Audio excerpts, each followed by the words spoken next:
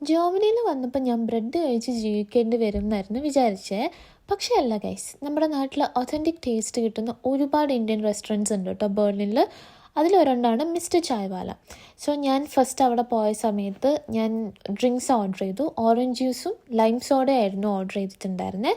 പിന്നെ ഞാൻ അവിടുന്ന് കഴിച്ചത് നമ്മുടെ നാട്ടിലെ ഈവനിങ് സ്നാക്കിലൊക്കെ മെയിനായിട്ടുള്ള ഉള്ളിവടയാണ്.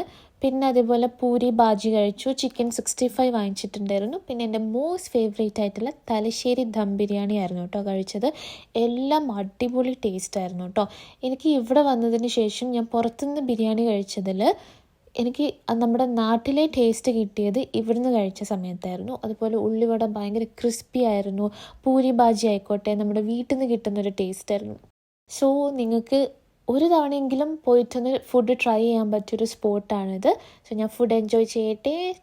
ബൈ.